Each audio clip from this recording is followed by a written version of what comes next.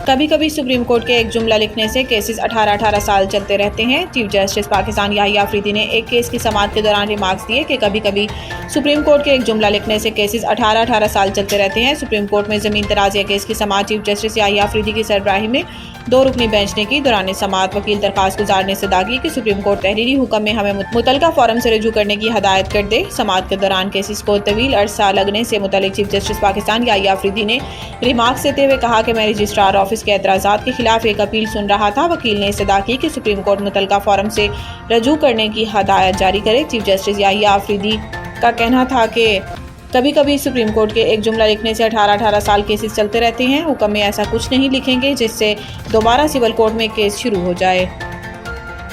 मस्तूंग धमाके के मजीद 2 जख्मी दम तोड़ गए, अमवात की तादाद 7 हो गई। पाकिस्तान मस्तूंग धमाके के मजीद 2 जख्मी दम तोड़ गए, अमवात की तादाद 7 हो गई है। मस्तूंग में धमाके से स्कूल के बच्चों समेत 7 अफराद जाँ बहक और 15 अफराद जख्मी हैं।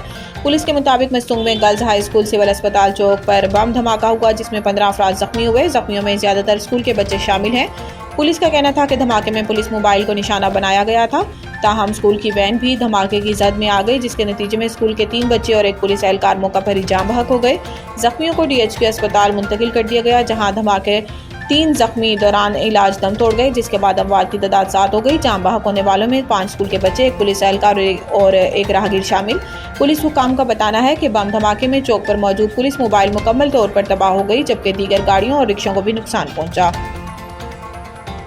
सुस्त इंटरनेट का मसला खत्म, सबमरीन केबल ठीक हो गई है, PTA का दावा। पाकिस्तान टेली कम्युनिकेशन अथॉरिटी ने एक बार फिर मुल्क में इंटरनेट की सुस्त रवी दूर होने का दावा किया है। पाकिस्तान टेली कम्युनिकेशन अथॉरिटी के मुताबिक SMW4 सबमरीन केबल से फॉल्ट दूर होने के बाद पाकिस्तान में इंटरनेट सर्विसेज को मुकम्मल तौर पर बहाल कर दिया गया। PTA हुकाम का बताना है कि जून में SMW4 और अगस्त में AAE1 सबमरीन केबल फॉल्ट के बायस मुल्क भर में इंटरनेट सर्विसेज मुतासिर हुई जिन्हें बहाली के लिए 4 माह का वक्त लगा। PTA के मुताबिक SMW4 सबमरीन केबल से फॉल्ट दूर होने और दोनों केबल्स की बहाली के बाद 1750 Gbps का शॉर्टफॉल दूर हो गया है और इंटरनेट अब मुकम्मल स्पीड और सलाहियत के साथ फ़ाल है।